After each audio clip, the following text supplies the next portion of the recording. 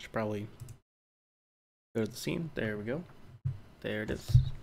Smooth transition. Alright, so since I last streamed, I was working on UI and menus. And I have since continued that work, I guess. And also released a new build. So right beneath wherever you're watching this at, there's going to be a link to somewhere where you can download the build, try it out for yourself.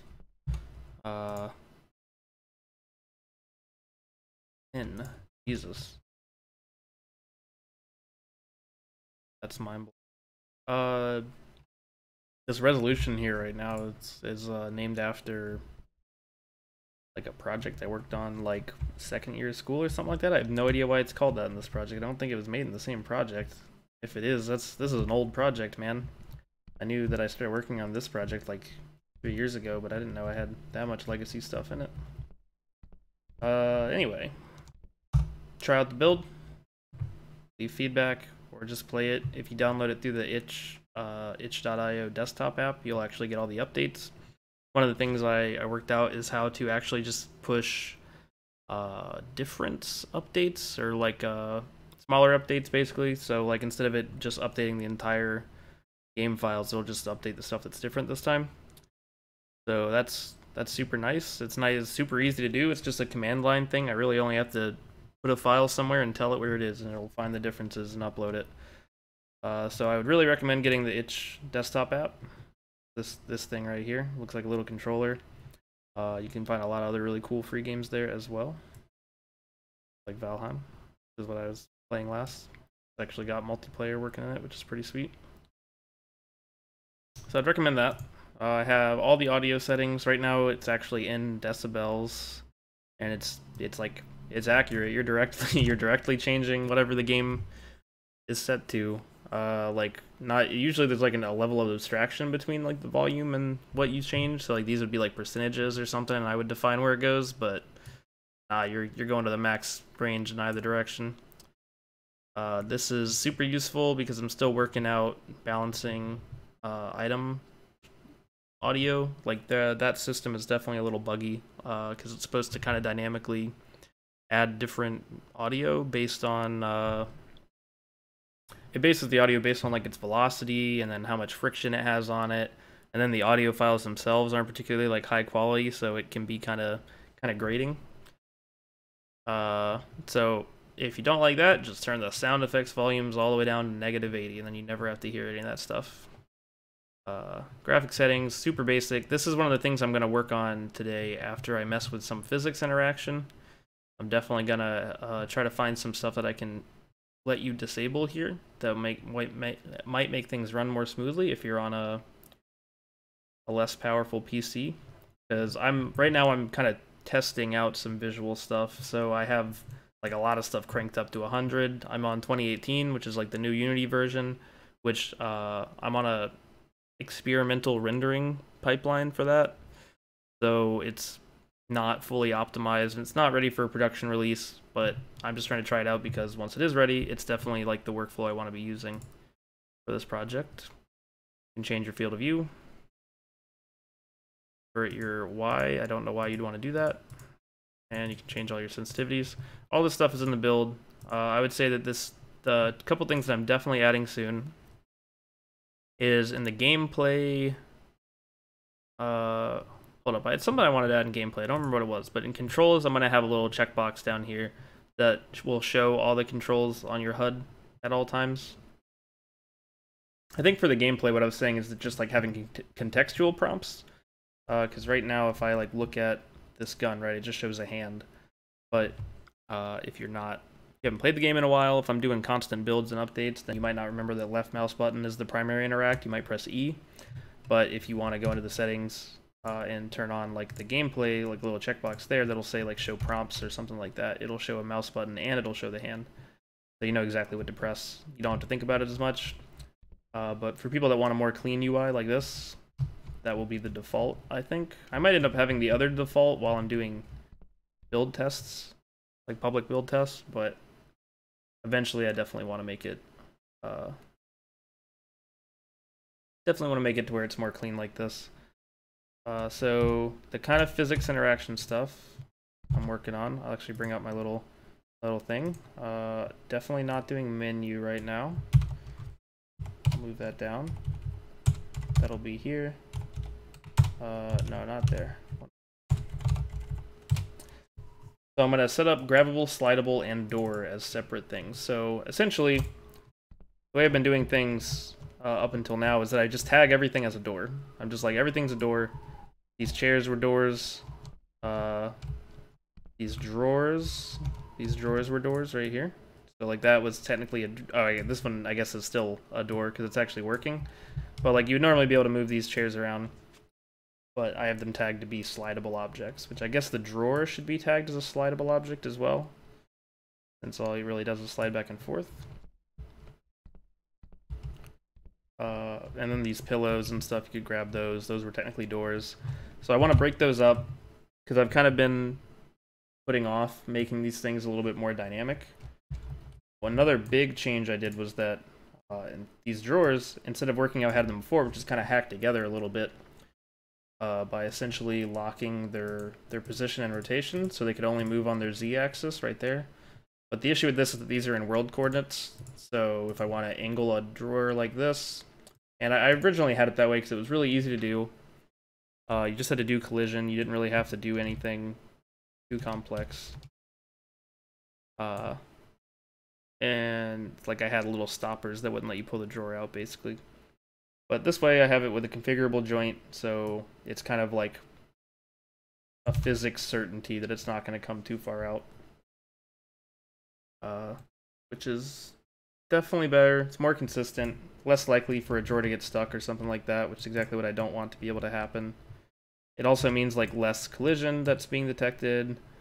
It means that it's not absorbing any forces, and so it shouldn't interact unintentionally with other things. So this would need to be slider. So let's make sure we tag everything first. That way we can really tell when everything is working properly. These ones I think are already tagged. Yeah, they're grabbable. Should be grabbable. Slidable. Make sure all the drawers in here are marked as slidable. So essentially all I'm going to do is make something that is sort of explicit, which is just saying anything that's a door, do this to it, and make that a little bit more generic. So I can say anything that's a door, do this to, anything that's a slidable object, do this to, that sort of thing. So these are all slidable. I'm going to go upstairs. Oh, another thing I need to do is to replace all the chairs in this house with this chair. If I look at this chair, this is all just meant to be for testing, so I just kind of did this rough external collision box here, but this one I actually have everything set up nicely. Boxes are super easy for it to calculate, so sort of ideal. But all the rest of these, I have to change a lot of settings as well. So I may as well just replace them at this point. I have this one set up. Here, if I mark this as a door real quick, you can kind of see what we're going to be going for. This is sort of a non-programmed way. It's just explicitly changed to work this way, but it has a lower mass than the chair will have normally. So like if I bump into it now, it's really light. But I want it to be a little bit heavier. I have some rotations locked. That way I can click and drag on it, and it's not going to tip over like I was having happen before. Because it was just getting... It was not only, it was friction on the bottom, and it would get tipped over because of where the center of mass is. And I did end up moving the center of mass, but it didn't help as much as I'd hoped. So we're going to do something a little bit more cheeky, kind of lock things in place. And I think actually, now that I'm thinking about it, so with things that are slidable, I want them to lock in place like this. So drawers, I probably should not have marked as slidable. They should probably be marked as drawers. So we'll do this as slidable. I have windows marked separately anyway, so drawers may as well be marked separately in separate tags. So, make a new tag.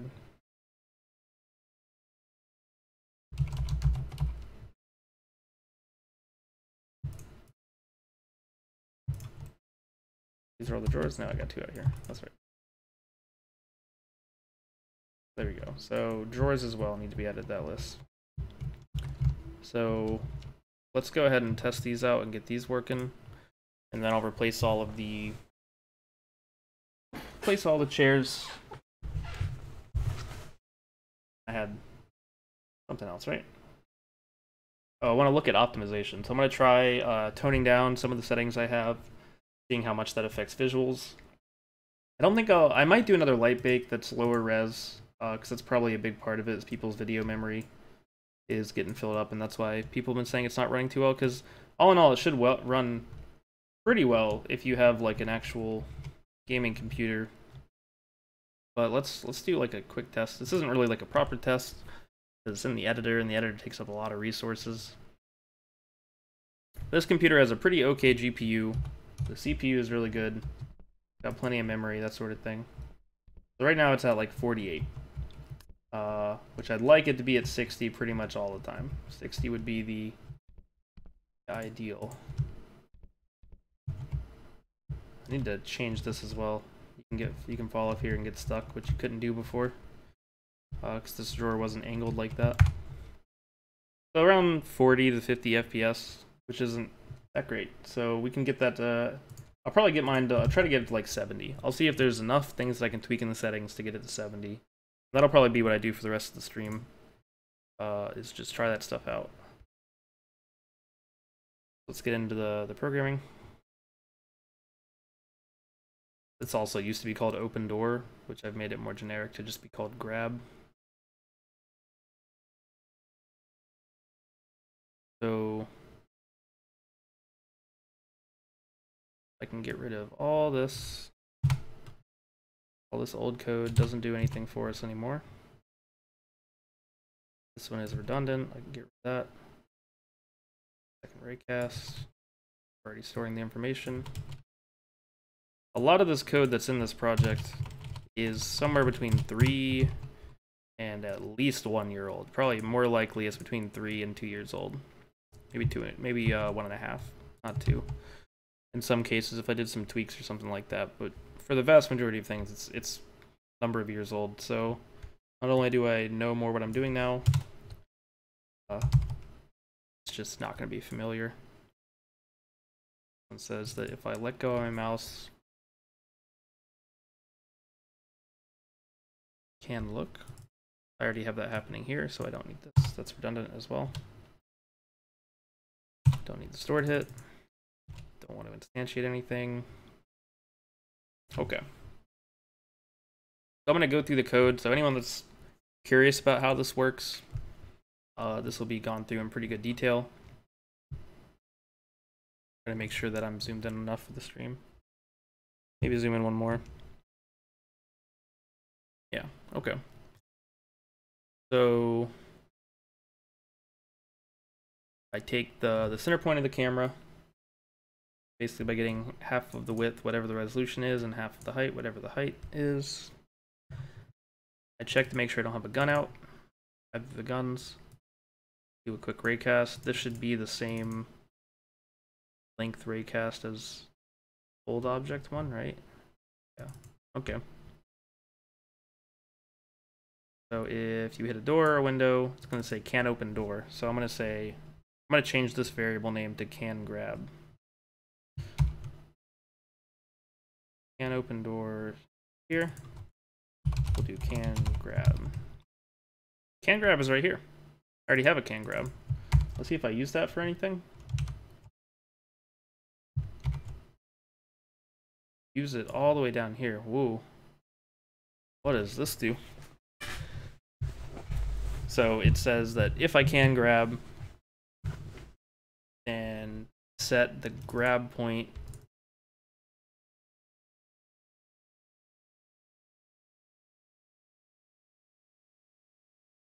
so this is pretty weird. I think because, yeah, this would mean it does it once.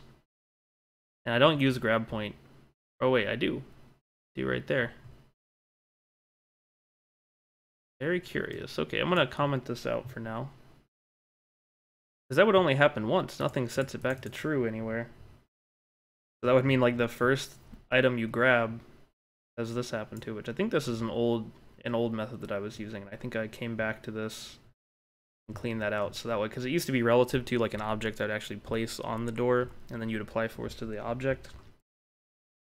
But I don't want to do it that way. There's no reason to do it that way. It was good for testing. You could visualize what you were doing. But we already have the UI for that now.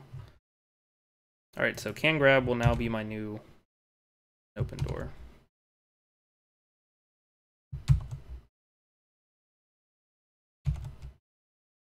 Place all that. And occurrences. Tick. Now it's saying can grab. Right. Wait.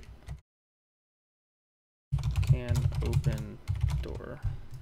Place that one as well. So let's move this down here by can grab in case I need to come back for it. So can hold I think just means, oh, can hold I don't use because I'm not using holdable items anymore. So I'm gonna make down here where I'm actually, wait, let's see, I use them up here as well. So yeah, I'm gonna make a quick note of all of the tags that I need to check for. So it's door, window, drawer, slidable. I think that's how I spelled it. And then grabbable. Grabbable should maybe have 2 B's. Check.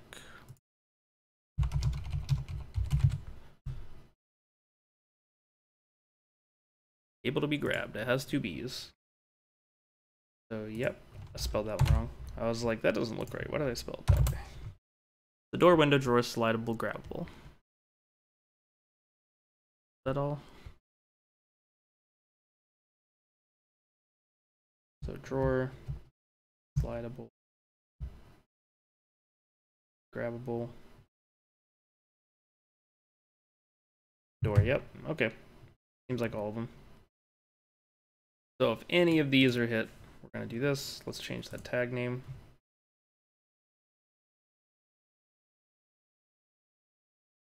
Oop, don't do that. Add this tag.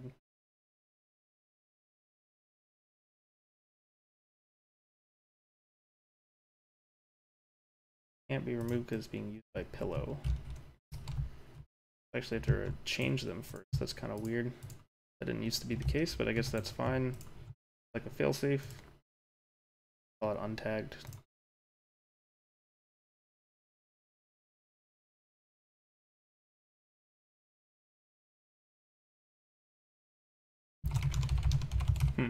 You actually need to restart these changes as well. That's kind of weird. I wonder if that means that because I removed the 15th, it needs to re-instantiate everything that has ones after it. So everything that has a drawer tag would need to recheck and add that too. That kind of makes sense, I guess.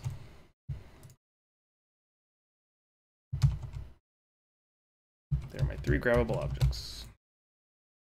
I'll take a break real quick and get some water.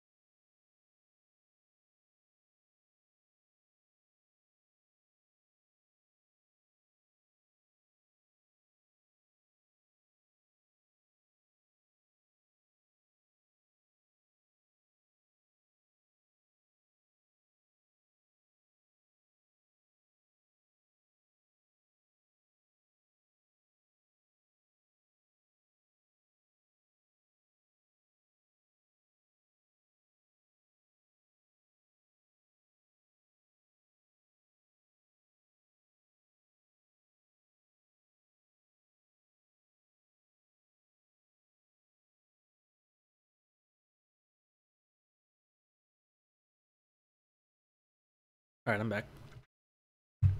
Got some water, got a protein shake. This thing is holdable. Means that it can be picked up, and that should probably be a different tag, but we'll leave it for now. Okay. Let's check each of these. We have a new grabbable tag. Whatever you hit. I wonder why it's called UI. UI hit. Oh, this one is just for setting the hand. Okay. I didn't know I had to do that as its own separate thing. Maybe it's just both. Maybe I just called it that because I needed to make a new hit for whatever reason, or I thought it would be more explanatory. That could be an old thing. It doesn't seem right. I think I used the same raycast to store everything, right? Maybe not. Yeah. Right there. I use it again. I don't know why it's called that.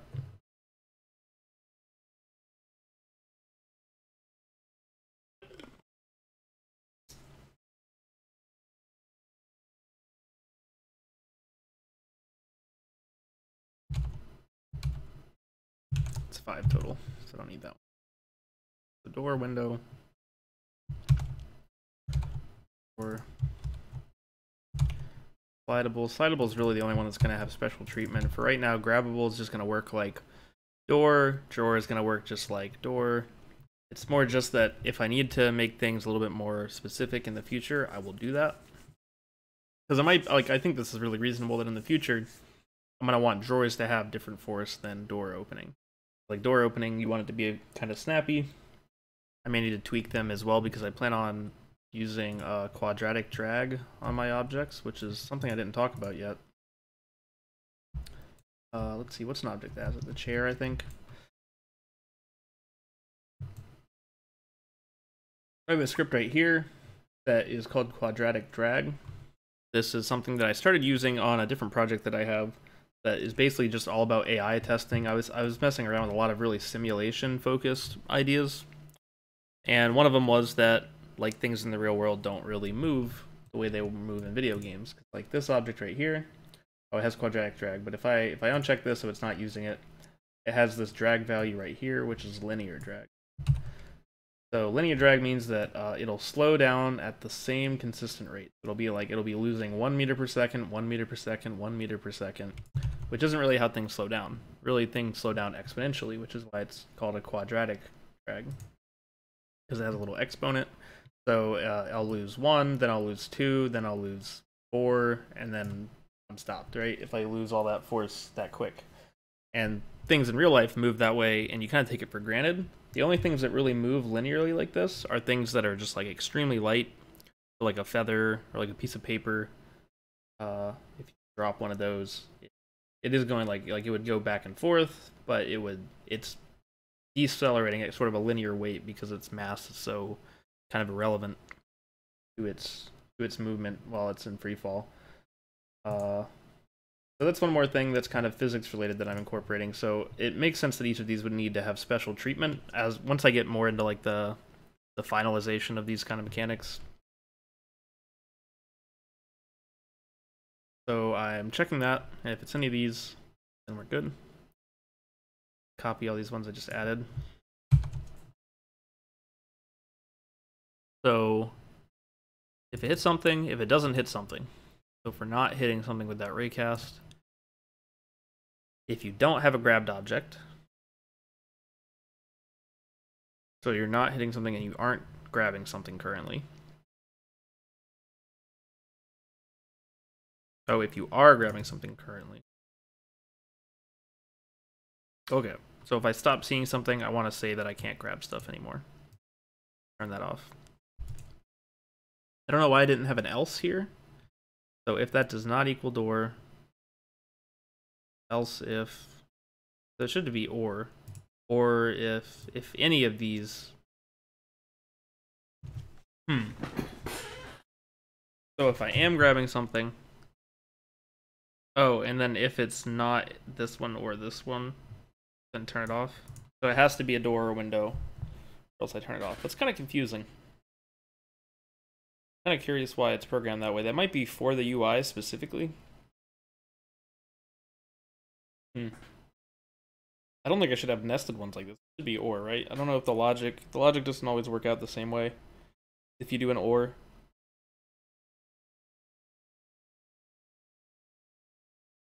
So if it does not equal door, or it does not equal window, or it does not equal drawer, that way we check all of them and then it sets it. So yeah, that's totally fine to do it. Do it as an or.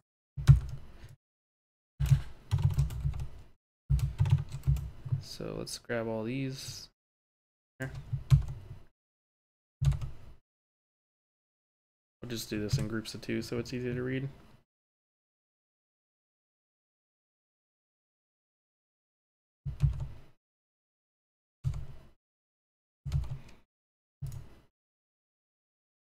So if we're grabbing something that isn't one of these, let's say that you can't grab anymore. I guess.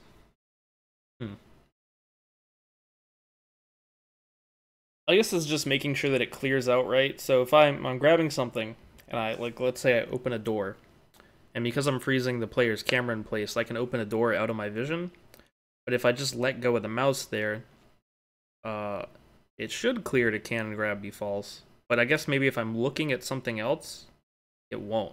So if there's a drawer like behind a door, it won't actually clear out the can grab option, which I don't want because I want you to re-grab the door or the drawer. So if you open a door to get to a drawer, I want to redo all of the processes that I'm about to go through in that situation. So I think that's what this is solving. I assume I found this through testing and less so like figured it out, because at an immediate glance it didn't really make much sense to me. And then if none of those are true, and if you do have a gun out, then you can't grab.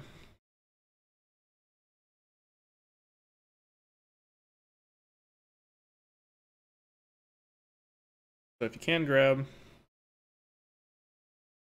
so can grab means that this is all true. That means that I can set this to that. Say I'm opening a door. Okay, so this isn't totally true, is it? Call this something else. So if I'm opening a door, it works differently. So this should be called something like grabbing object. Opening door. Do I have a variable for that too? Grabbing object.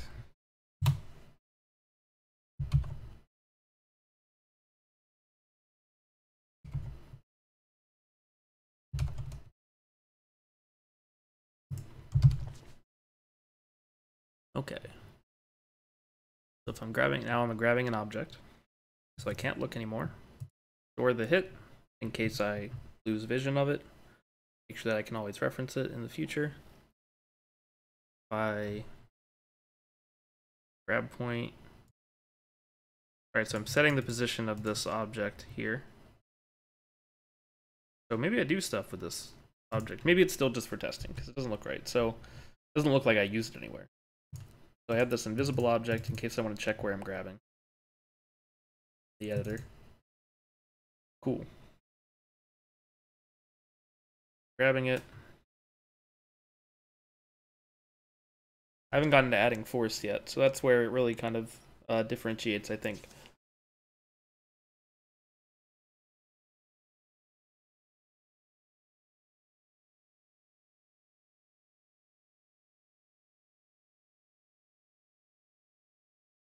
So if I'm grabbing an object and the object doesn't exist anymore, I guess. So if it gets destroyed or something,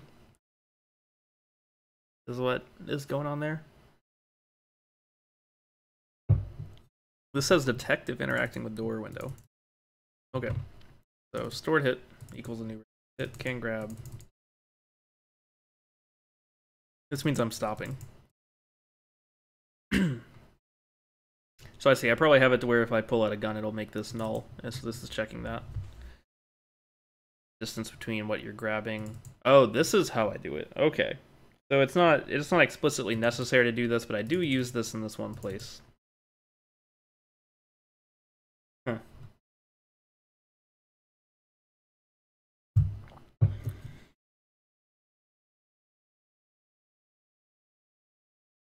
Interesting. I don't know why I'm using this and not just using the hit point, but maybe it's just because I don't really trust the hit point, because the hit point, because the hit point doesn't follow this. Okay, so the hit point would be always whatever the raycast is hitting. It's not going to follow it in world space. It would just, or in local space, or it's not going to follow the local position. Whatever, it's not going to follow it. I don't know what I'm saying. So it's just saying stop grabbing stuff if it gets out of a certain range. That's relative to where you grab it. So if you grab a door at like the bottom left corner, this is going to kick you out a lot quicker than if you grab it on the door handle. Which is maybe a little bit more confusing, so maybe that should be more forgiving. But it's got like a half a meter buffer. That's probably fine.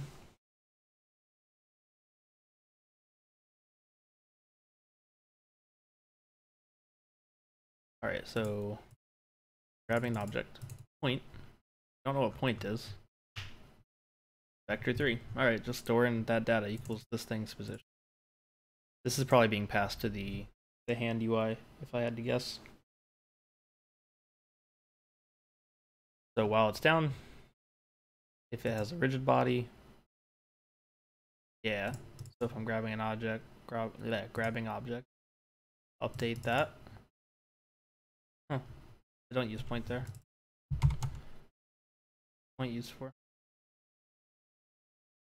Point is used for nothing.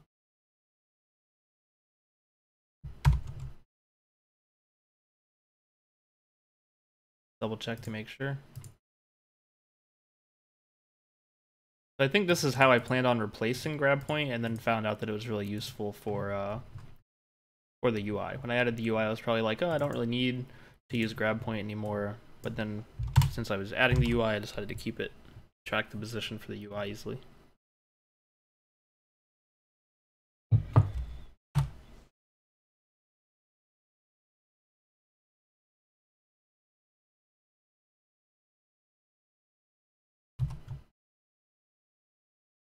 Sorry, I spilled some water on my keyboard.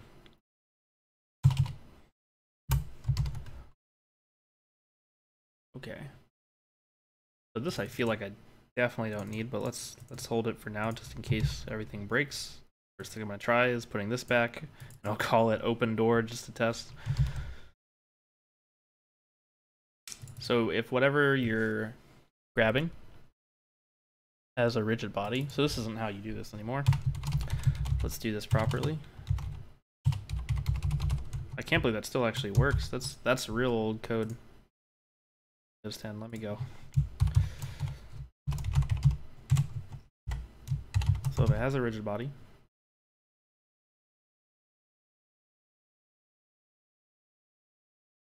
that'd be transform. So hits. Okay, I guess stored hits actually do store the rigid body. That's why it still worked. But whatever, we'll do it. We'll do it this way for convention's sake.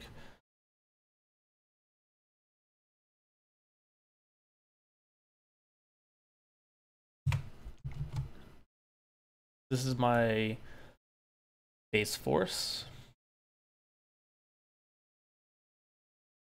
This is where it really becomes differentiated. So if it's door, else if, and we'll just do each of our tags here, except for window. So for right now, because it's not really that important and it works fine how it is. Hold up, Twitch is saying I'm offline. Never mind, it was lying. No.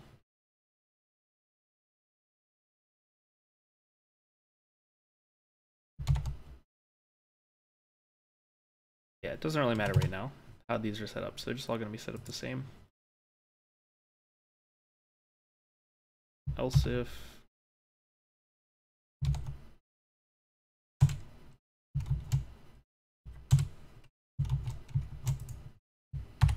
it needs to be like that.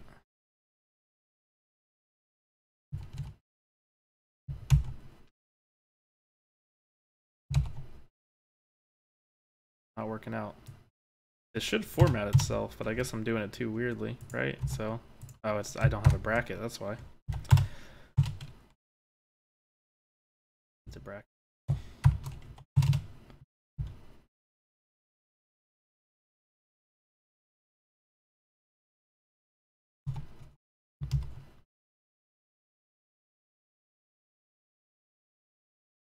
So stored hit.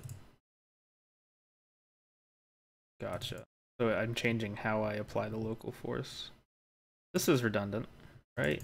Local force dot y set to 0 here. I don't think in that 1/1000th of a frame is that going to change. Set to 0 right there. I can trust that. That's fine. It's just I just made a mistake, or maybe I was testing something previously. I originally wrote this. What does Twitch say I'm offline?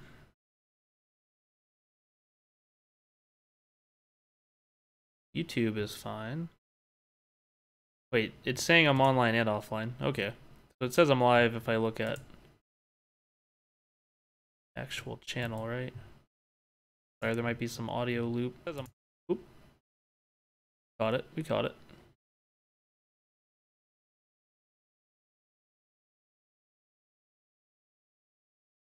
Okay. It says live.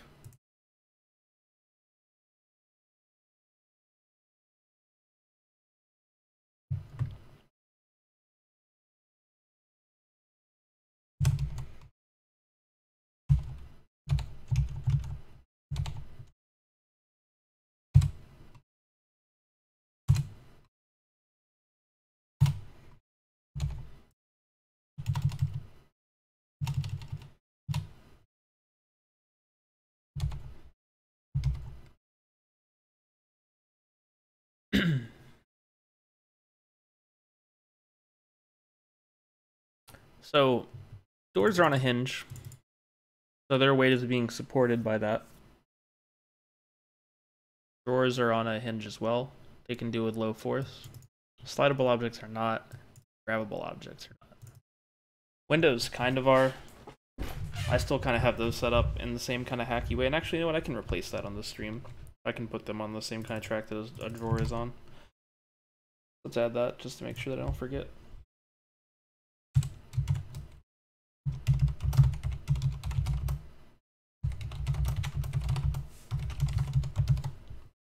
Windows will get set up properly.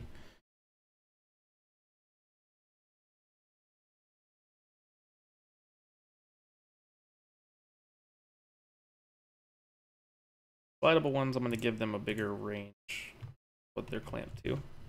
So let's say twice as much force, since you have to deal with the friction, or close to twice as much. Not actually twice. Same thing for grab. Although grabbable is going to be mostly smaller objects.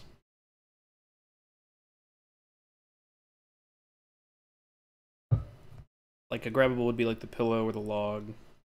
Might do like a plate that isn't like mechanically relevant. Be a plate. So we'll leave that. That actually might want to get lowered, because I was having some weird stuff happen with the log because it was applying so much force relative to its mass.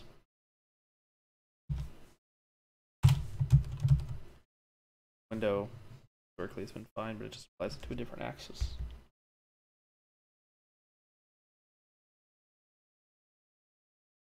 This is just UI.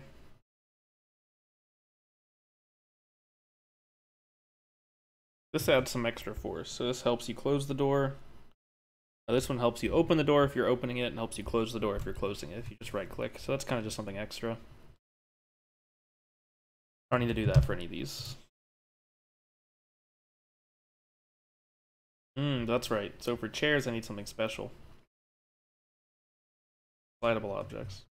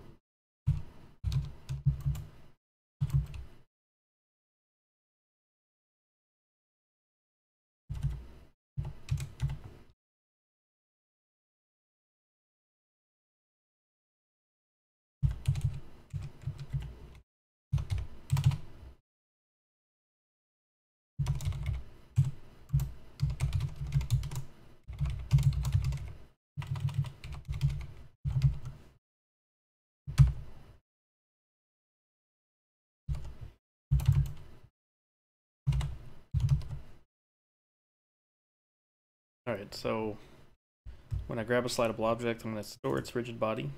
I can set it back to what it was set to before. And constraint.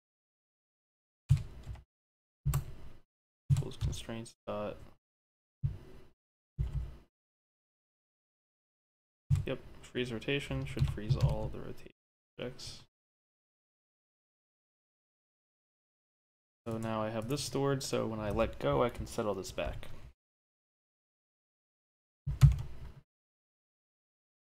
So where do I drop this at?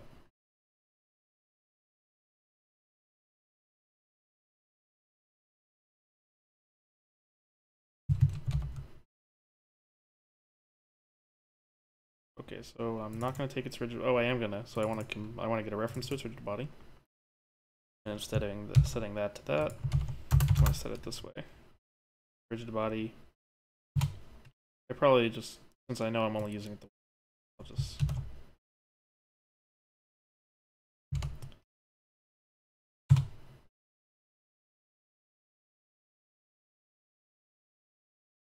Okay, work, but it works this way.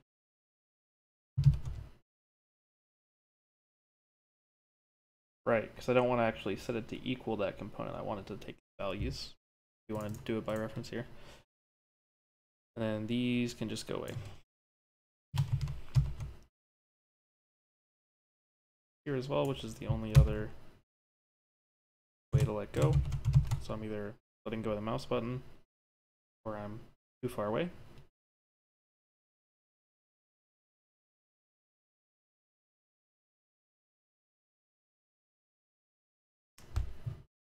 Huh. Right. This is the right mouse button. That doesn't matter. Alright, so let's try it out now. Should at least get some visuals going. Okay, grab does not have a definition. Right, what did I call it? So grabbing object, I think is what it's called.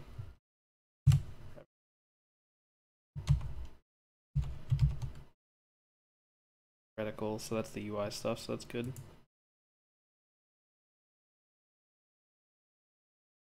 There. Oh, I figured out, so last time I was having a little bit of lag. It took a long time to build, or to get into the game. So I found out what that is. That's apparently a bug in Unity, I guess I would call it that, where the actual build target quality is different than your editor quality. So I was looking at like my editor quality and I was like, oh, that's weird. It's set to like really low settings. I don't know that I'm like, I want it to be low settings because I want to be looking at how it's going to look for like mid to high range as opposed to like the low end machines that'll run it. So I changed it, and that's when it started having a really long time to load in because apparently it's converting everything between those two settings every time you press play, which is absolutely not what you want. So switch that back. And then the other thing that was causing some freezes, apparently that's just caused by having two monitors going. I didn't know that actually had that much of an impact, but I guess it kind of makes sense. I don't have like a super hardcore graphics card. It's just like a decent new version of a graphics card. So it probably just can't keep up that well since I have a higher than 1080p monitor. Alright, so all those solutions solved. I can play. It takes a little bit of time, but it takes like what I'm used to as opposed to taking like 10 to 15 seconds before, I think. Okay, so it's not detecting that.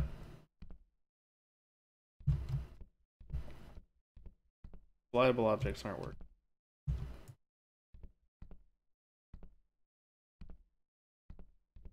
Object reference not set to, oh, okay, so they're working. Alright, let's try that with the chair then. Oh. When it gets close to me, I think because it's using force whoa, why? Whoa, okay, never mind. That's just not correct. Right, so left and right. Okay. Forward and back. So back just ain't doing it. Doesn't go back, it goes towards me. It might be because of the might be because of this object specifically. Like that.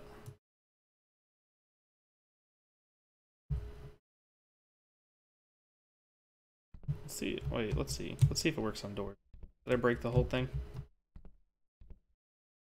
Okay, yeah, I just broke the UI part. Functionality is just to be there. Slide. Slides.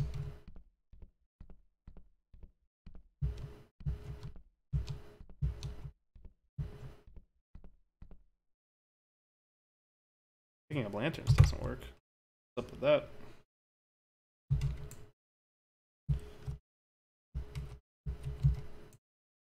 I think I forgot to tag this one a while ago.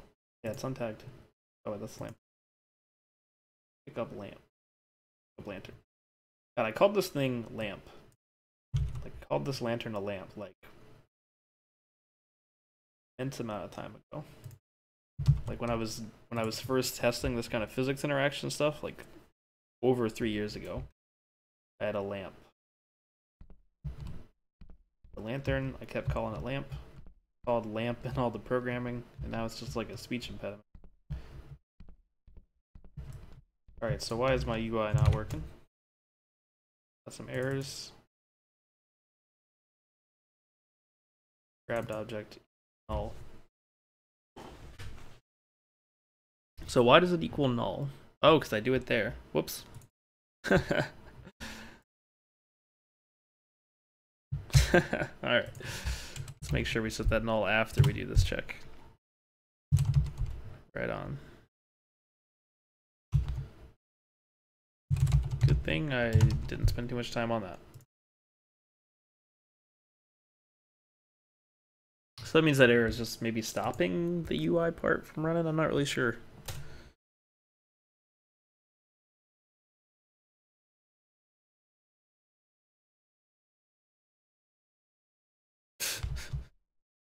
It's kind of funny, honestly, that it... Because, like, here I'm, like, pushing it into the ground is basically what I'm doing by doing it away from me there.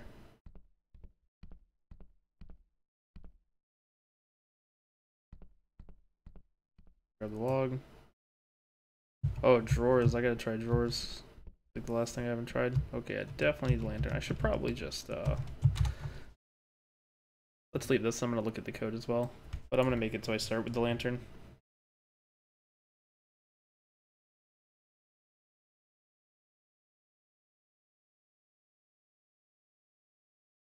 See, it's still called lamp. Maybe I should switch that as well right now. I have that open. I'll have it open.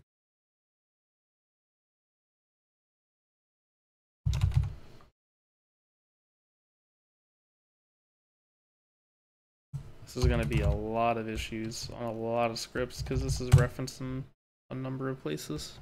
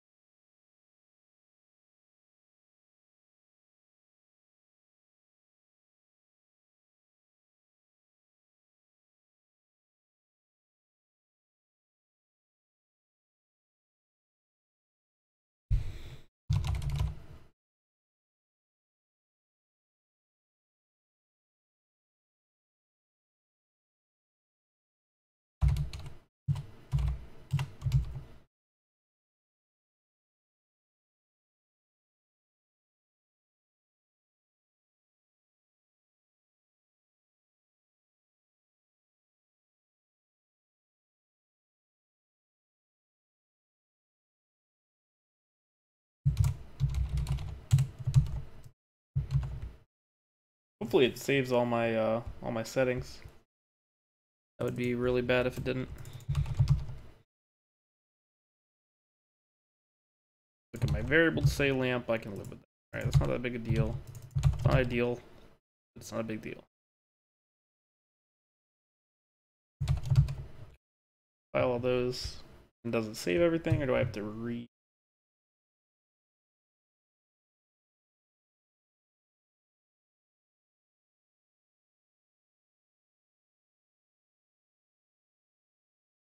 Oh, a lot of errors.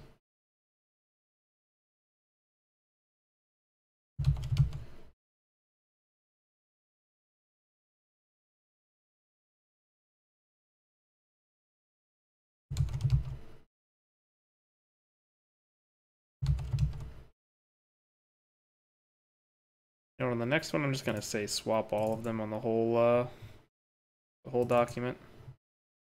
Yep. All right. So F on current project. Please don't break everything. Yep. Do it, man. 25 occurred. So glad I didn't do this manually. Even if it breaks something, that was worth it.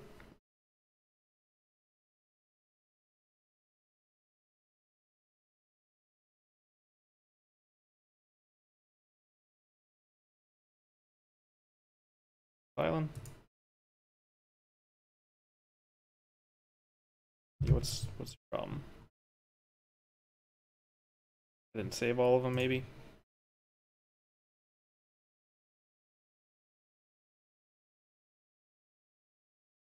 Filing.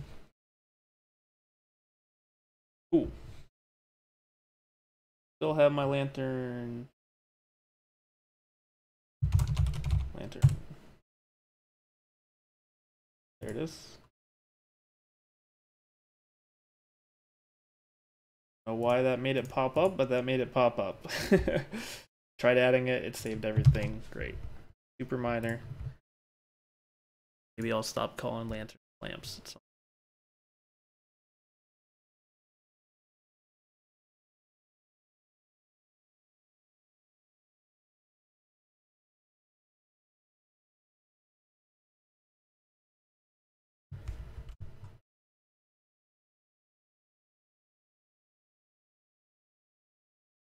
All right.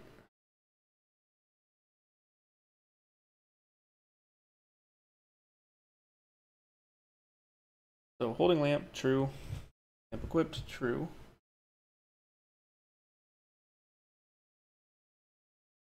So do I have a script that's actually disenabling this when I start?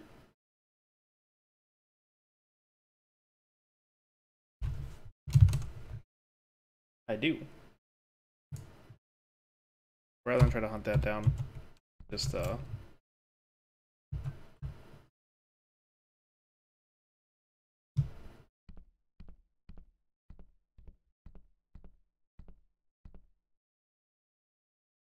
this is working. I would kind of expect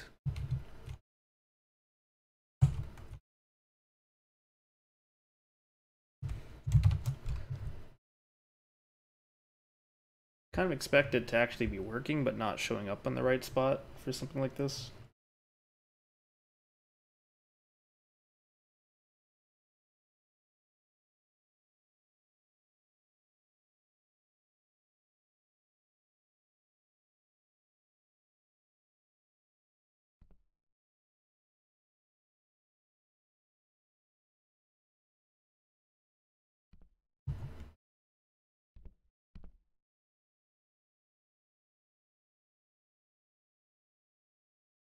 So something isn't telling it to show up. Or wait, let's check. Maybe something is telling it not to show up.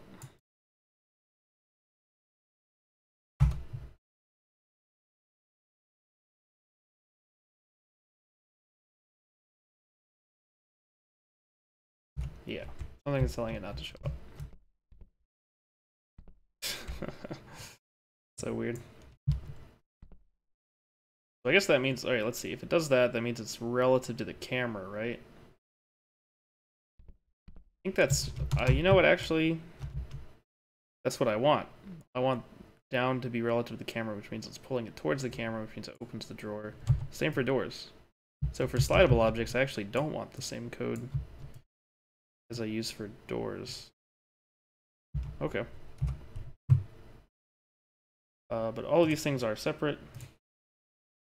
All set up. Now let's say fix UI for new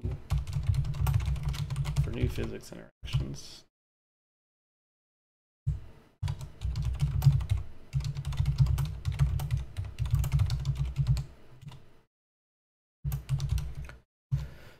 I don't want it to pull towards the camera.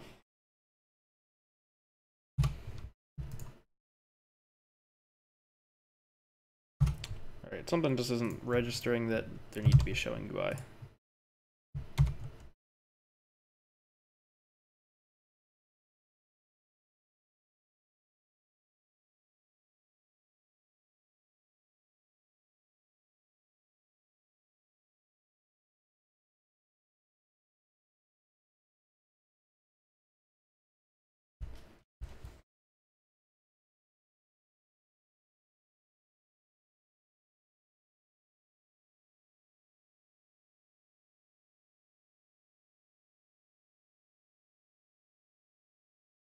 I know this worked before.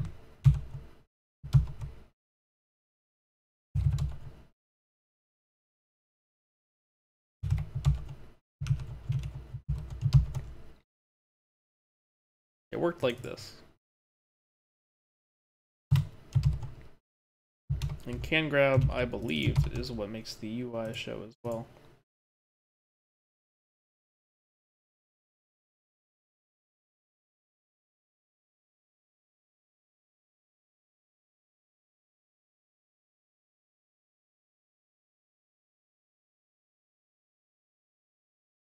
Guess maybe that's in reticle UI. Can't open door. So when is can't open door used?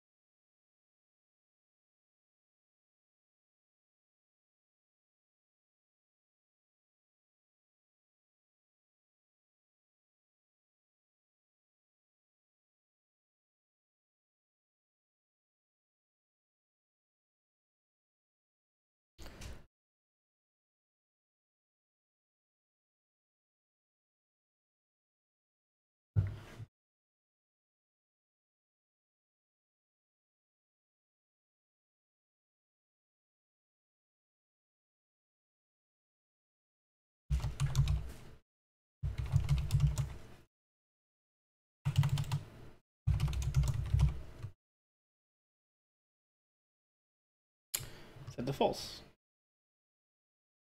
So can grab should actually be what it says. Right there. Gotcha. So I should actually delete this just to find any other instances of that exact situation.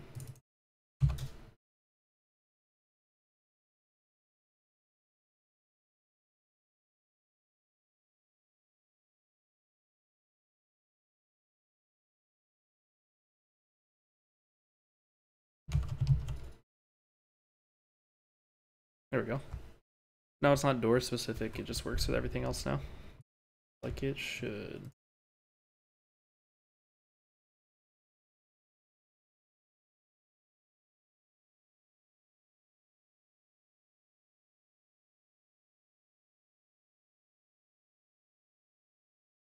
Oh wait, whoa. Okay, that's not the right thing. That other door slidable didn't work. Ooh. Interesting. Doors work? Oh. Gotcha. I was testing out the theory here.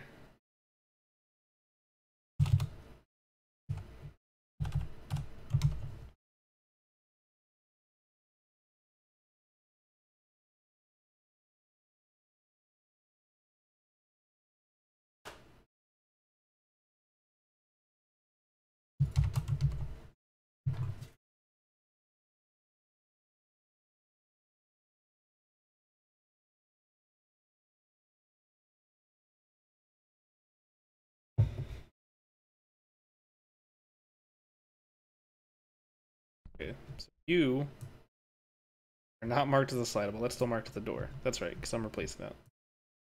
Door out, awesome. Little doors, awesome. Oop, wait, let's see, little doors. Ooh, weird. So is that what that... Okay, that's what that code does. I think it's that when you lose line of sight on the UI, it turns it off. I don't know that I like that.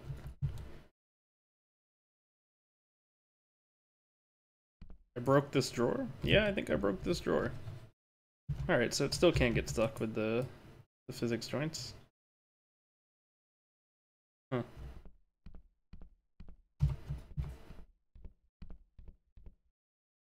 Opened, fine.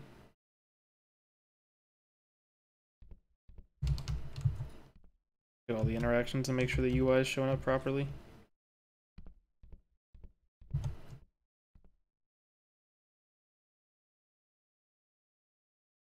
If you lose line of sight with that, it goes away, which I think was the intended thing, the intended design.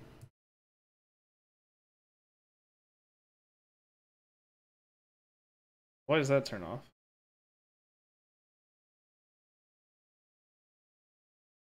Hmm. I'm of two minds about it. I'll leave it for now. That might be unintended, but I do remember when I thought that I wanted to set things up that way.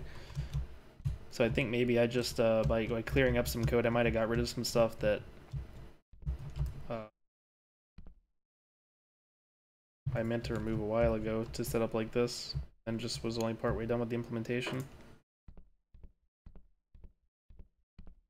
Oh yeah, Windows. Forgot about Windows. All right. So let's replace all the chairs. Oh, you know what I need to do is I need to test to make sure the chair is actually getting its settings changed back and forth properly.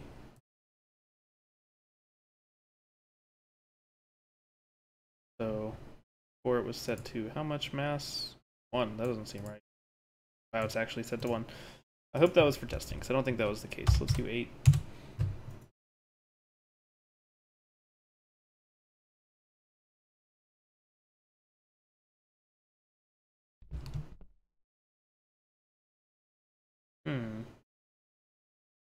Grabbing this did in fact not change it. Tags is slidable. When I see it, grab it. Change the rigid body settings. But it's not.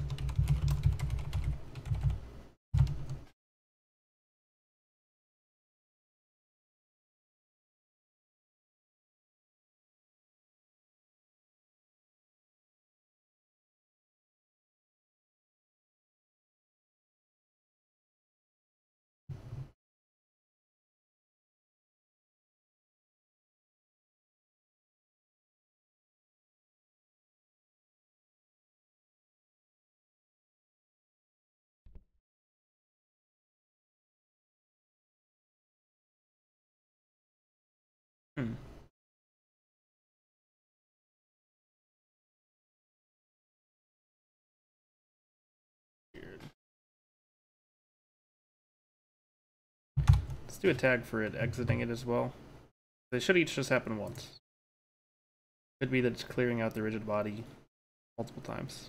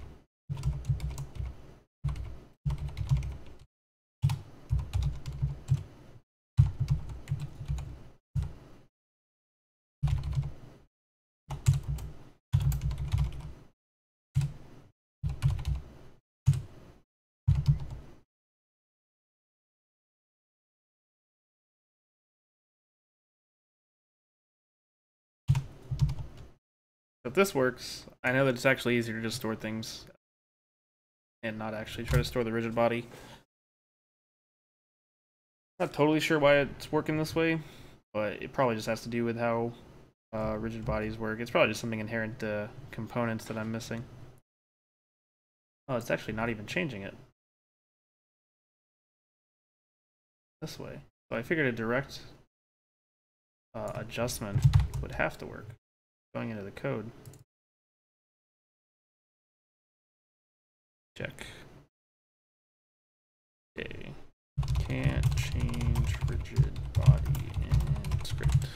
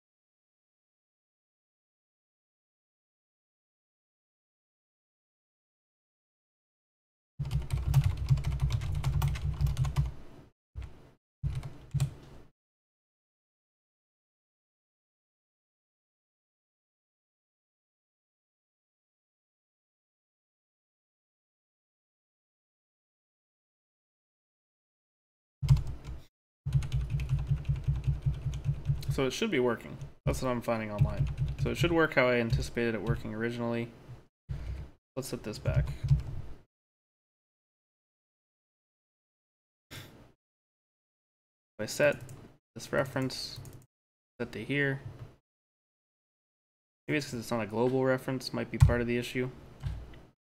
Or not a global, but you know, local to the script. So let's do that. So rigid body and then a stored one. You exist. Expected a parenthesis right there. Oops.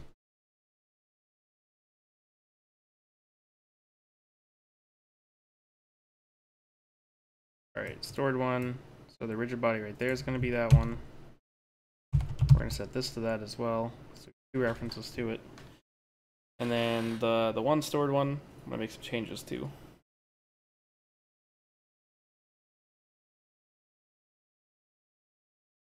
Maybe.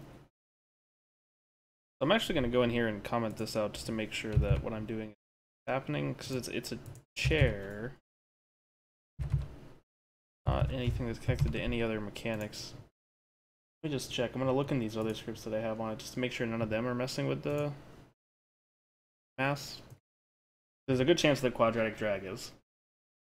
That might be why. That might be the issue.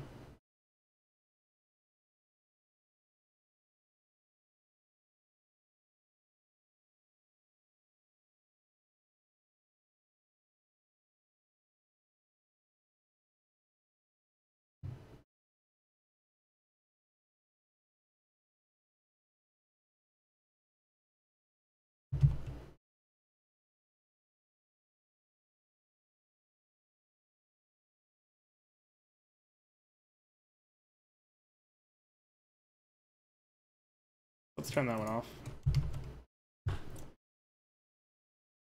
The 8. Slidable, set to 8. Don't need an animator. Don't know why that's on there.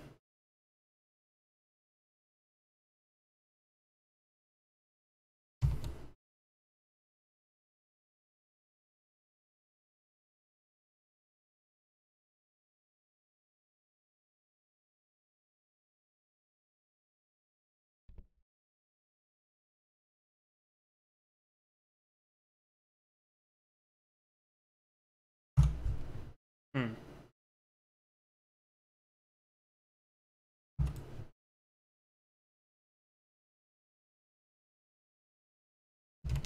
Let's try with something else then. Alright. Going to mark this thing as slidable. Top drawer right there. Should have some crazy stuff happen to it. Whoa, whoa, whoa, hold up. Why is the hell that? Okay, I already just froze the rotation. But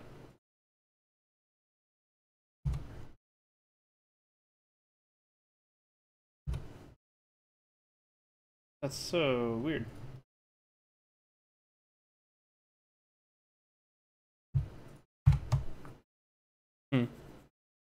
Must be something really basic I'm missing here.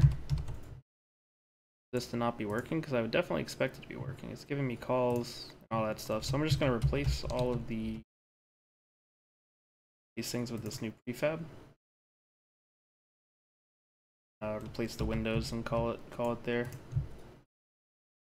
Each of these doors, don't need those, or sorry, chairs.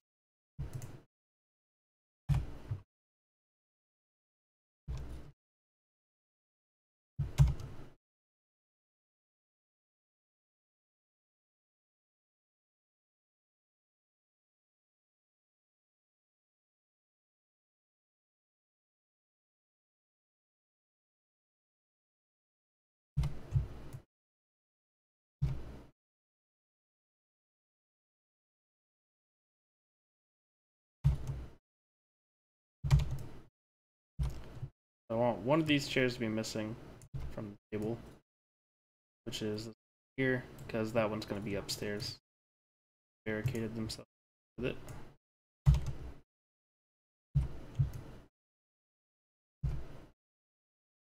That way, if you were there, that's same true for these chairs. Facing outward, whatever way you'd get up from the table would be kind of the way they're facing. Okay, and then these two, duplicate those. So one would go to the desk up here, which it'll eventually be replaced by a, well, it might not. I might not actually put the time in on that, but it should eventually be replaced, like this one right here should be replaced by something a little bit more matching with this kind of ornate desk. There. This.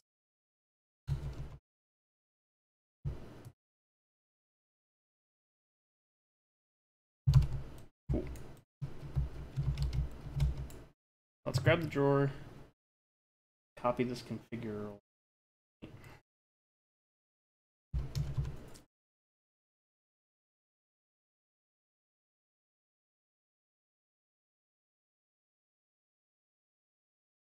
So it's not the Z motion.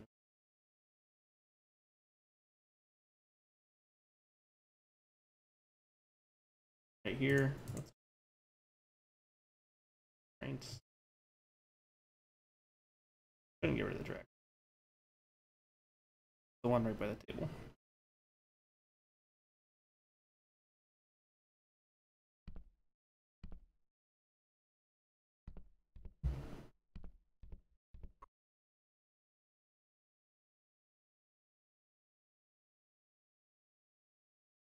Yeah, see? Alright. That's not bad. So it can't go down because it's hitting the windowsill. It can't go side to side. Not rotating at all.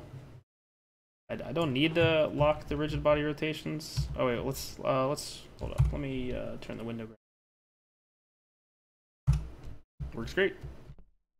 Just fine with the joint. Sliding down, not messing with the rotation at all. Perfect.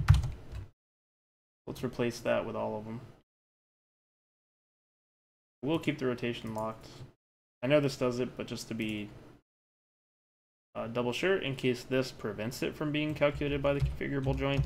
If you have it on the rigid body, it just ignores it for the configurable joint as well. What I want.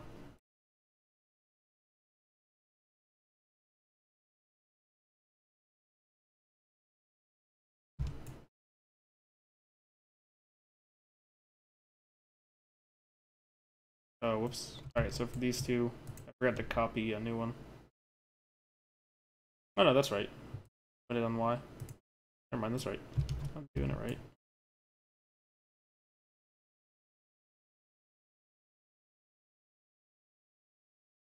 There's so many windows in this place.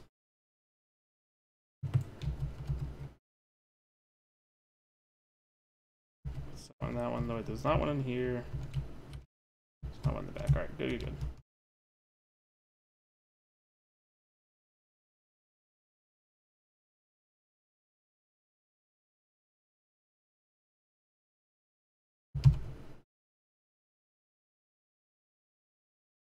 Now they're all based on a physics joint and not based on being locked in place while I apply force. Look at some of the 2018 visual settings.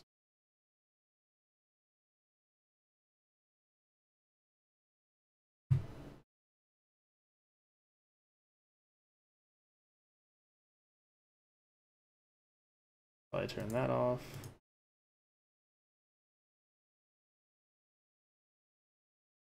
Ooh, wow. What? If I turn this vignette off, this one is apparently extremely aggressive.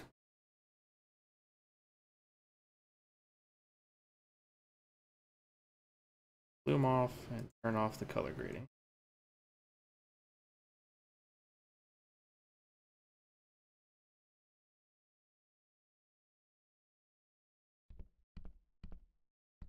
So here's what it looks like. What's my frame rate at? Barely different. Those post-processing effects don't really affect anything. I was right at 50 before. Not really sure what's up with that shadow.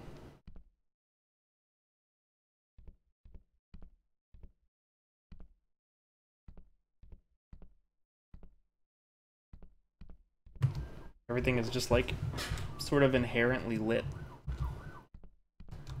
And part of that, let's see which one of these makes the biggest difference. I would think it would be ambient occlusion,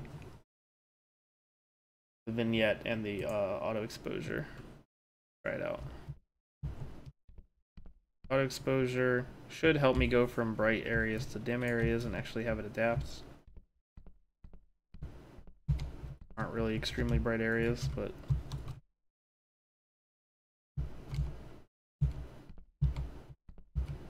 so that should change the lighting a little bit. Ambient occlusion really gives like the sort of nighttime feel, I guess.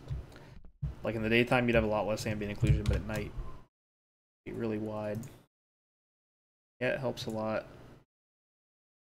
So it's actually the color grading, believe it or not. Wow. What am I doing in the color grading here? So I'm using this pre-made one. I believe this is supposed to be one that follows like movie conventions, I'm pretty sure is what this one's known for. That's it with none. Neutral tone mapping, and then you go for this one and it darkens everything.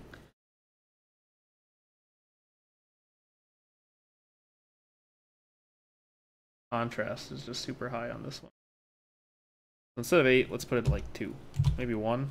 You know, it's just, it's 0 contrast.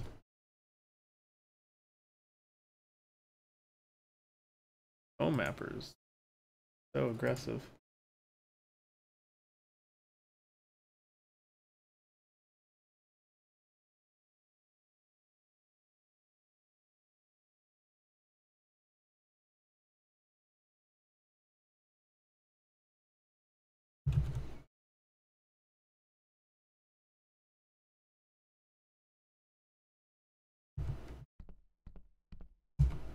Okay, so with the contrast turned down, the light seems to propagate better. So I've been messing with the lighting settings a lot. And I've been thinking, oh, the door's already open. Gotcha.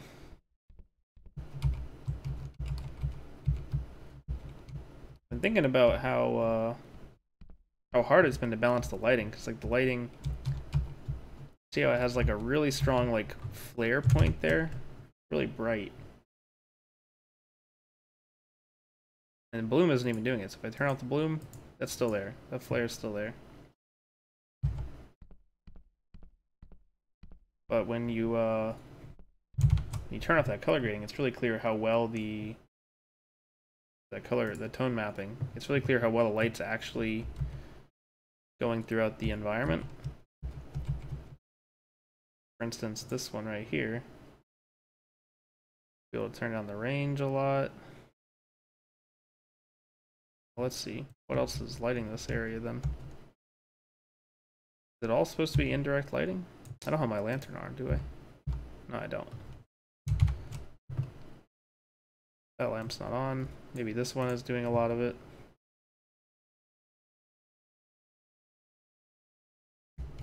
I guess it's just largely indirect lighting.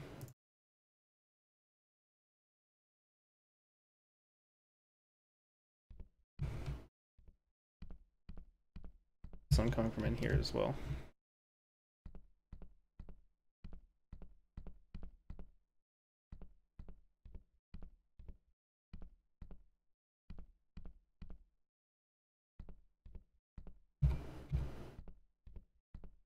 So you got the outdoor light kind of coming in a little bit. Just without the post-processing. Let's see how well it works. So yeah, there we go. So I had it at 15 before. So just this one light, no other interference. It's doing all that. But then if I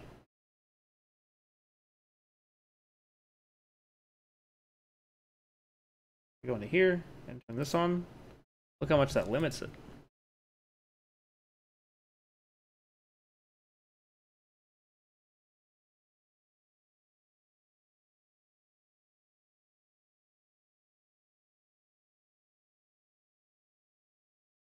I don't know that I like that. I think I'm gonna go for a neutral one.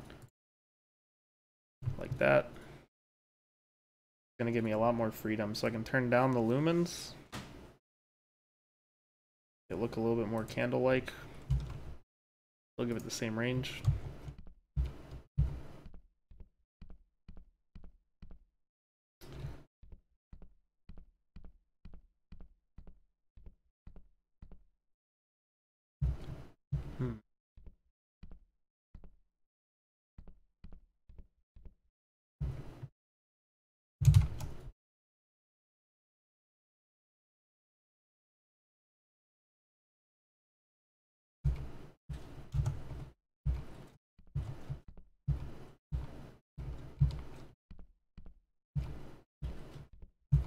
So it's actually, by having this on, it's actually hiding a few like minor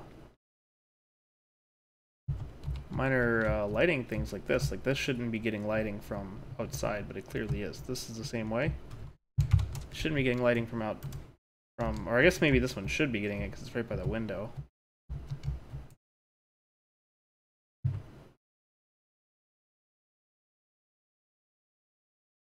Static.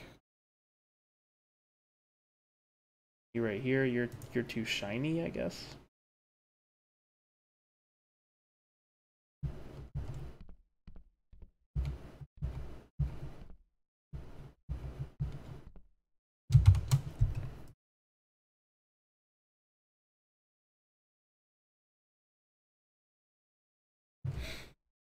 I don't know. I do feel like I like that tone mapper for when things are lit. It just chokes out lighting for dark areas so much. It might be something that's really just good for this demo in particular.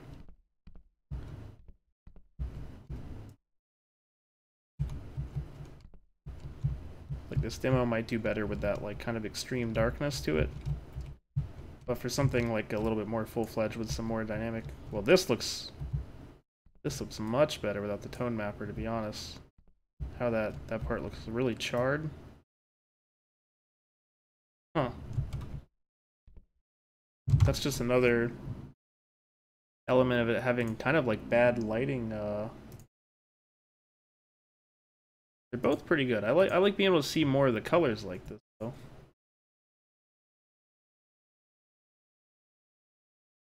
I'll leave it for now. It's gonna stay on. Makes you a little bit more tied to your lantern.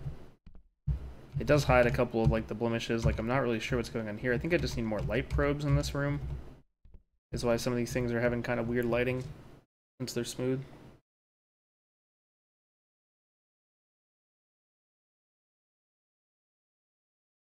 Hello, Cerebral Proxy. Nice Dendy face. Indie face.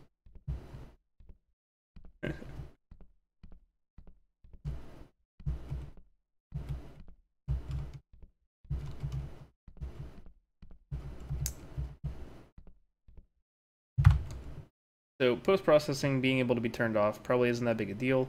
I can't really have them turn off the color grading if I'm going to balance all the lighting around it. But the vignette and such, those can be done. Maybe I should have some way to, like here it has like the white balance. I may want to put a slider for that and let you do a little bit of white balance tweaking in case people have darker monitors. They can actually sort of adjust things better. I don't know that that's totally necessary right now. Let me actually look at it with the white balancing, because it does seem like that might help with the lighting issues it has. Wow. And I have not done color temperature stuff in a while. Okay, yeah, not doing that. Avoiding that like the plague. Alright. So, high definition range, I assume was the default, because it didn't change anything.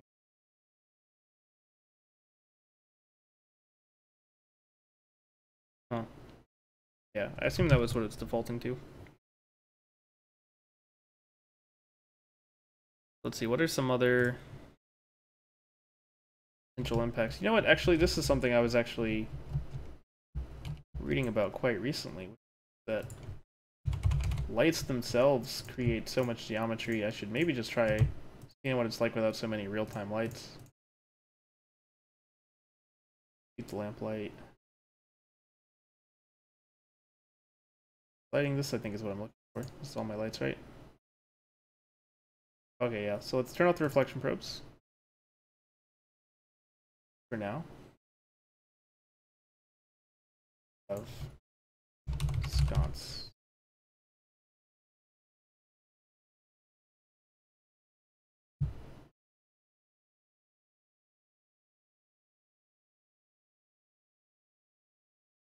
Light sources, and it was heading up here. Okay.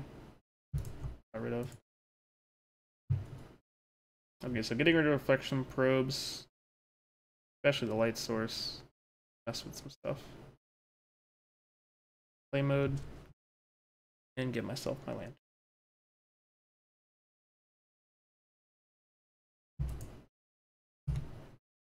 Where's my cursor? There we go.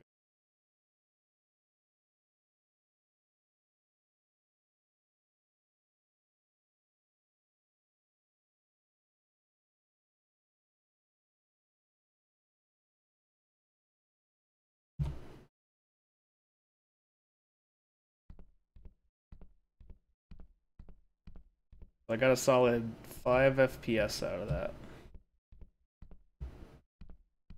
which is pretty minor, but not insignificant. That definitely shows me how much impact these lights are having. So for the demo, I can definitely stand to bake the sconces, and then just make it to where you can't turn them off. Or I could just have a system that dynamically gets rid of lights that I'm farther away from. So if I'm upstairs, for instance, all these lights will be off, so that one will be on. That way I can kind of limit it to about 3 shadow casting lights. Alright, so lights, that's definitely something to keep in mind. Let's turn the reflection probes back on, because I feel like those should be mostly static. That should be like me turning on. Game should have a longer load time.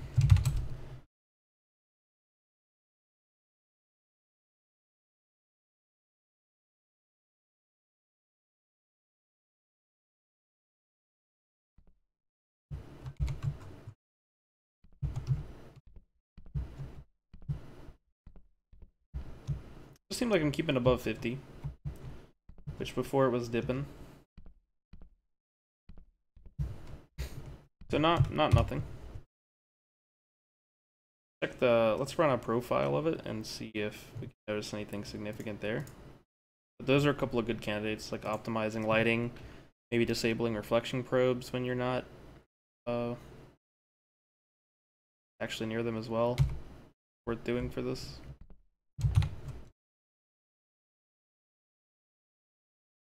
I'm gonna walk around.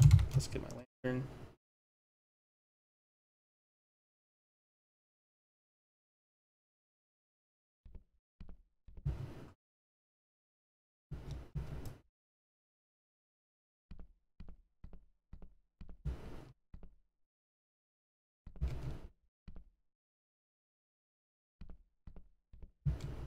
Did dip below 50 there.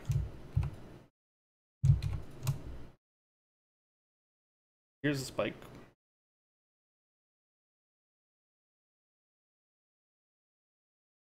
Rendering again. So we've got 100 batches, which isn't that bad. 130,000 triangles, which is really bad. Same about number of verts. That pass calls. 2 skin meshes. I don't really know what those are. That's probably a weird import thing that I can disable.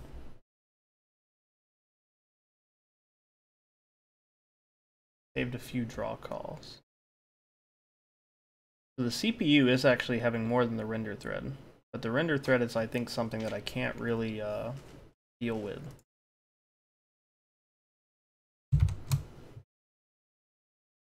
That's the, actually, you know what? Let's see. So that's a third of it. So if I can limit that third, that is actually totally worth it. So the candles aren't even going now, so that should limit this shader, which may be some of that CPU that I'm saving.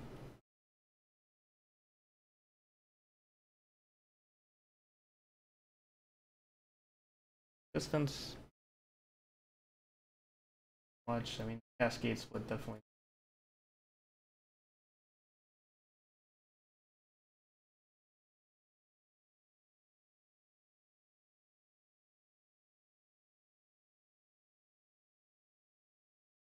We're gonna turn off all of these because it's all an indoor environment. Need the shadows. I don't really need those. That's for baking.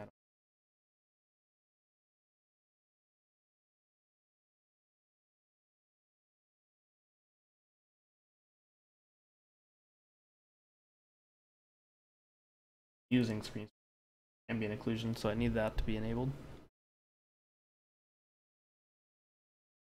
Enable ultra quality setting. Oh, ultra quality in space. I don't know what the other S is. That's this. Gotcha. That's the subsurface scattering. That's what it is.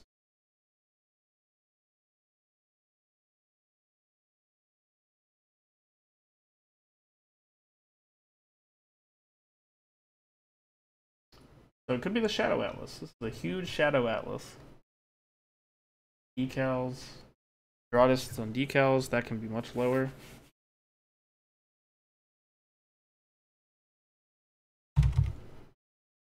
One kilometer away. That's crazy. Probably do 100 meters. Yeah, 100 meters. That's funny. Zero key is.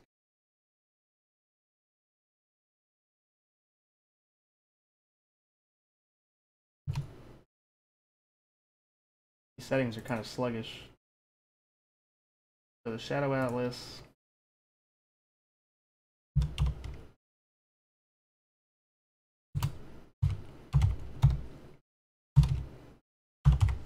I just have to trust that I typed it in right. Takes a few seconds for it to get in there. It's not. That doesn't seem to be because of streaming. Weird.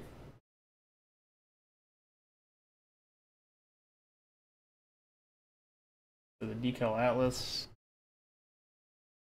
4096.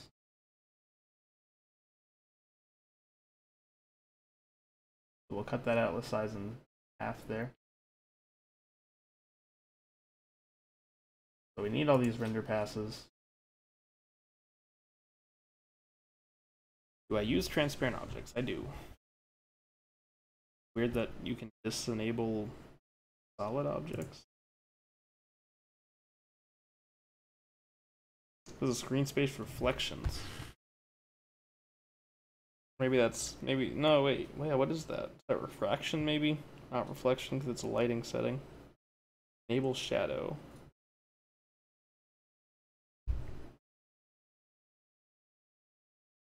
Light loops. This is why it's hard to kind of optimize this new render pipeline because like this kind of stuff, not totally sure what they do. Light loops. I turn that off. Is just gonna break something? And I turned those off. So let's see how this. That's it.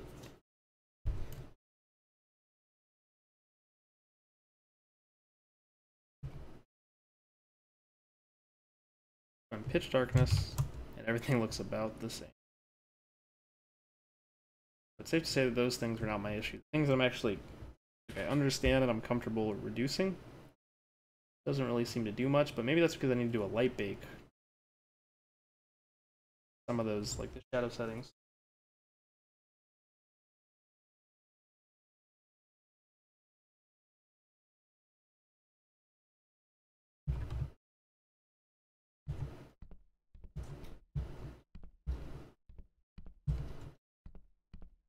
So turning those off has me floating closer to 60 and less at like 55. Like getting rid of the skybox, turning down some of the settings.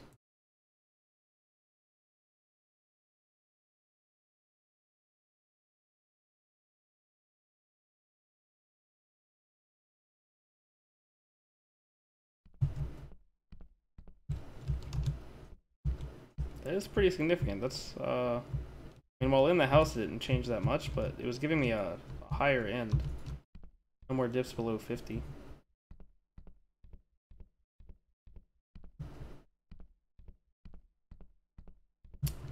So one last thing that I kind of want to try. So most of the load is on the CPU. That main thread is what's having the issue. So to be honest, let's look through. Let's look at this. I'm thinking that probably what most of this accounts for, not so much the rendering, we're probably just really unoptimized code. Like I said, a lot of this stuff is old. I know I did a lot of stuff in update that you don't need to do in update. Yeah, see, like update script behavior is like 5%. Profiler is accounting for some of that. Physics, that's definitely not negligible.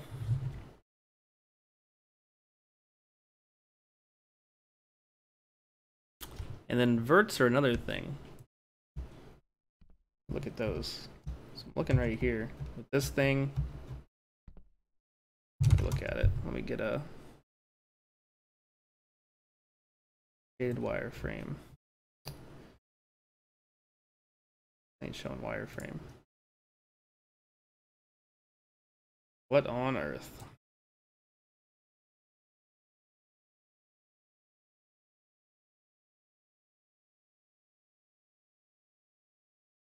So if I go wireframe, it all freaks out because it's processing my UI camera, I think.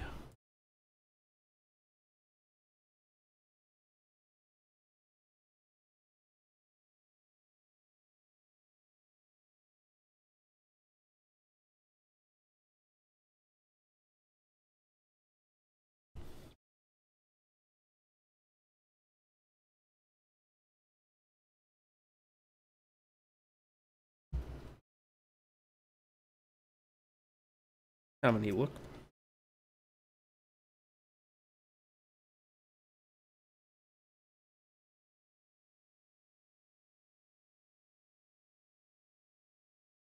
Try wireframe one last time. Yeah, it's taking my view and it's kind of putting it behind everything. Man, this is a true horror movie. Jesus. All right, well I can at least see vert densities for sure. Okay, maybe not. I totally am getting lost in this.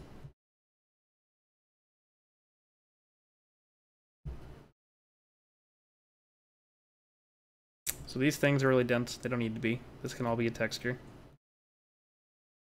That's probably like maybe 10,000 right there. It's couch. God, where's the couch? I'm losing it. Yeah, here it is. The couch is pretty well optimized.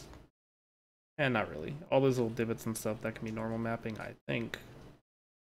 At the very least, they can be edge loops as opposed to actual geometry. Stairs are fine.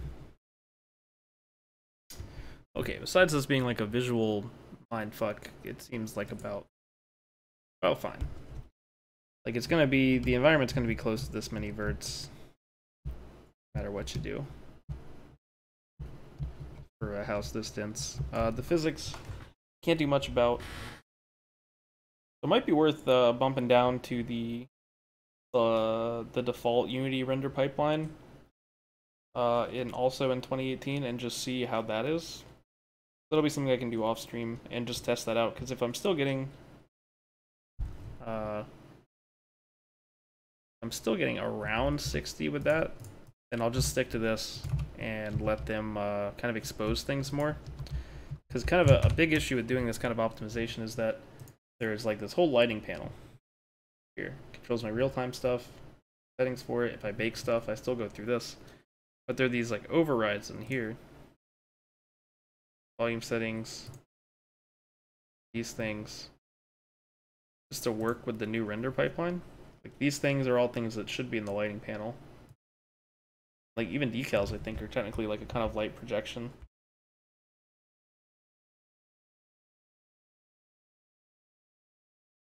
And code is something I'm going to go with. So if I'm at 10 milliseconds, what was the profiler saying? The profiler was saying it was like at a spike or something, right? Right here. Like update is right up there. It's 10%. So that's 1 more millisecond I can save. Maybe 1.1 milliseconds. That just opens up more room for the actual rendering, which I don't have a lot of control over, to take over. Get a little bit more space. So going through and doing the things that don't need to be an update shouldn't be an update. I know that there are physics constraints that allow me to kind of pseudo parent things, so that one thing will follow another thing, but it won't actually be a parent of it. I think that's going to save me. Like that's a new thing in 2018. I think that's going to save me some of like the weird parenting and like updating position I do an update for things like this lantern here, how it kind of rotates like that, and it gets out of sync sometimes. But this doesn't need to be done in update. So I'll focus on code optimization. That'll be something I'm not going to do on stream. Then I'll knock something out next time. So thanks for watching, everyone.